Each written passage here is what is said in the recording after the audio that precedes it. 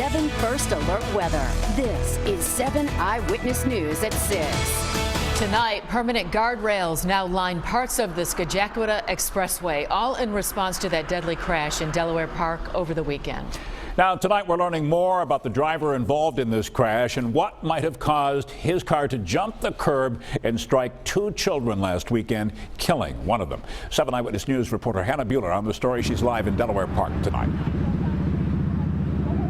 Well, Keith and Joanna, good evening to you. Those guardrails starting to be installed here along the 198 and Delaware Park. That, of course, direct response to what happened on Saturday. This is certainly a project that has been moving quickly since Saturday, and all new tonight on 7 Eyewitness News at 6. You'll hear from one person who knows the driver in this crash that has triggered all of these changes.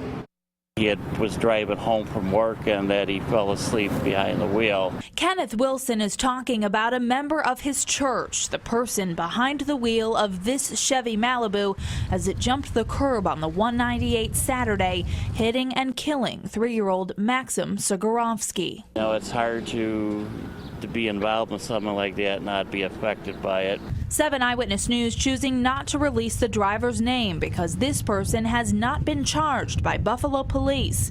Wilson telling us more about the faith-based person he knows and the medical conditions he says the driver faces every day. He suffers from narcolepsy and from epilepsy, but my understanding is that whatever conditions he has are fairly well controlled through his doctors and medication. On the morning of the crash, Wilson says the driver had just finished an overnight shift at work, which are sometimes as long as 13 hours. Yes, he works a lot of overnight shifts. On the weekends, he tends to work back to back. But at the time of the crash, the 198 looked and felt a lot different.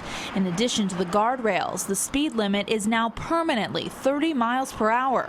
And Assemblyman Sean Ryan says there's more changes to come. And one of the big obstacles to actually doing the redesign is that the Department of Transportation insisted on keeping it a high-speed expressway.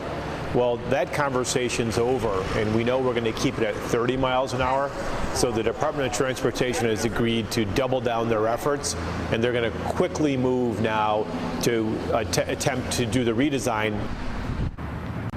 And the DOT tells me some options for a redesign include making this a more parkway-like setting, reducing the 198 from 4 lanes to 2 lanes, possibly putting a traffic light in there as well, or getting rid of the Skagakwa Expressway from Parkside to Elmwood altogether. And I've just learned that Assemblyman Sean Ryan, who has been pushing for the 198 Skagakwa Expressway to be more like a parkway setting, will be speaking with reporters tomorrow. We'll, of course, be there and have the latest on our website at WKBW.com. We're live in Delaware Park tonight. Hannah Buehler, 7 Eyewitness News.